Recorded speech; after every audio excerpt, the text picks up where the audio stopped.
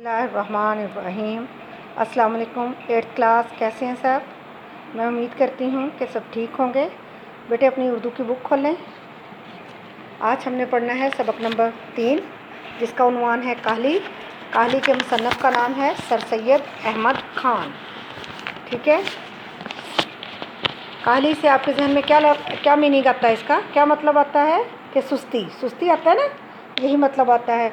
ये एक ऐसा लफ्ज़ है जिसके मायने समझने में लोग गलती करते हैं। लोग ये समझते हैं कि हाथ पाँव से मेहनत ना करना, काम काज में सुस्ती मेहनत मजदूरी में सुस्ती ना करना, उठने बैठने चलने फिरने में सुस्ती करना काहली है। मगर ये ख्याल नहीं करते कि दिली कवा को बेकार छोड़ देना सबसे बड़ी काहली है। दिली कवा क्या होता है? दिली कवा को अंडरलाइन कीजिए, यानी कि दिल की कुव्वतें, दिल की ताकतें। ठीक है। हाथ पाँव की मेहनत, औकात बसर करना को अंडरलाइन कीजिए, ज़िंदगी के दिन गुजारना। औकात बसर करने और रोटी कमाकर खाने के लिए नहायत ज़रूरी है। रोटी पैदा करना और पेट भरना एक ऐसी चीज़ है कि बामजबूरी उसके लिए मेहनत की जाती है और हाथ पाँव की काहली छोड़ी जाती है।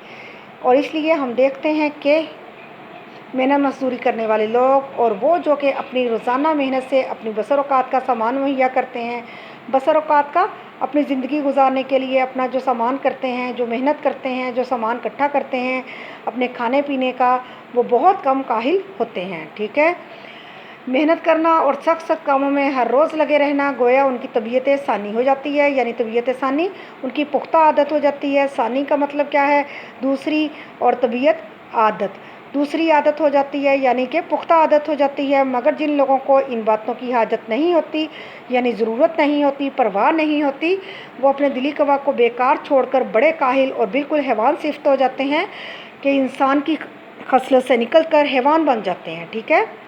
ये सच है कि लोग पढ़ते हैं और पढ़ने में तरक्की भी करते हैं और हज़ार पढ़े लिखों में से शायद एक को ऐसा मौका मिलता होगा कि वो अपनी तालीम को और अपनी अकल को ज़रूरतन काम में लाए।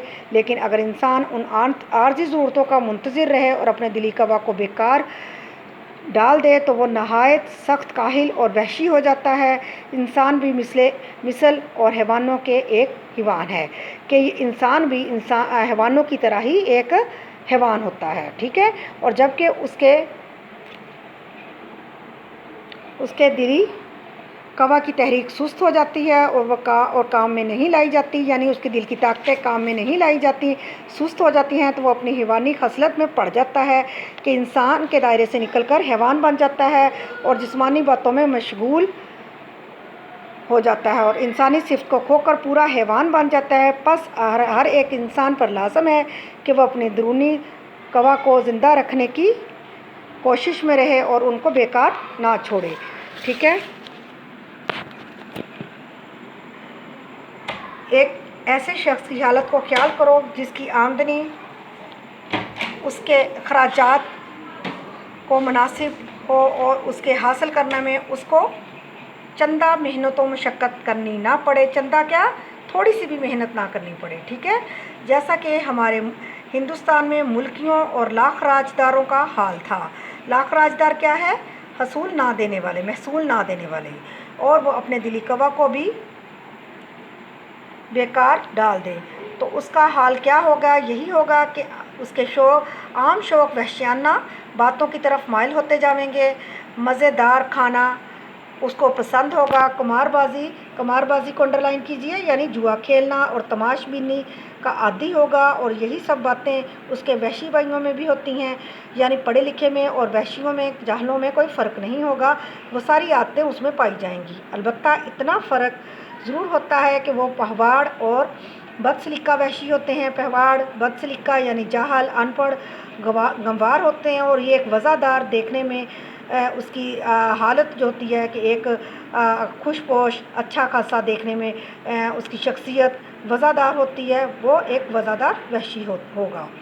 ठीक है। हम कबूल करते हैं कि हिंदुस्तान में यानी ये लोग लिखने वाले मुसन्नफ़ कह रहे हैं कि हम मानते हैं कि हिंदुस्तान में हिंदुस्तानियों के लिए ये उस वक्त का लिखा हुआ है जब पाकिस्तान और इंडिया जो थे वो एक थे बरसगीर का, कि हिंदुस्तान में हिंदुस्तानियों के लिए ऐसे काम बहुत कम हैं कि जिनमें उनको कवाए दिली, यानी दिल की ताकत और कुव्वत अक़ली और अक़ल की ताकत کو کام میں لانے کا موقع ملے، اور برخلاف اس کے، برخلاف کو انڈر لائن کیجیے، یعنی برعکس اس کے اور کہ ولایتوں میں اور خصوصاً انگلستان میں، ولایتوں کیا ہے کہ ملک ہے، یعنی باہر کے ملک میں اور انگلستان میں وہاں کے لوگوں کے لیے ایسے مواقع بہت ہے، یعنی ہمارے ہندوستان کی نسبت باہر کے ملکوں میں یہ ایسے مواقع بہت ہیں کہ اس میں کچھ شک نہیں کہ انگریزوں کو بھی کوشش اور محنت کی ضرورت اور اس کا شوق نہ رہے جیسا کہ اب ہے، تو وہ بھی بہت جلد وحشت پنے کی حالت کو پہنچ جائیں گے،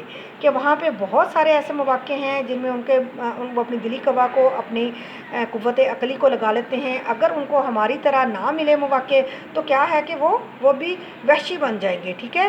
مگر ہم اپنے ہم وطنوں سے یہ کہتے ہیں کہ ہمارے ملک میں جو ہم کو اپنے قواعد دلی اور قوت عقلی کو کام میں لانے کا موقع نہیں رہا ہے، اس کا بھی یہ سبب یہی ہے کہ ہم نے کاہلی اختیار کی ہے، یعنی اپنی دلی قوا کو بیکار چھوڑ دیا ہے۔ اگر ہم کو قوائے قلبی اور یعنی دلی کا طاقت اور قوت عقلی اور عقل کی طاقت کو کام میں لانے کا موقع نہیں ہے تو ہم کو اس کی فکر اور کوشش چاہیے کہ وہ مواقع کیوں کر حاصل ہوں۔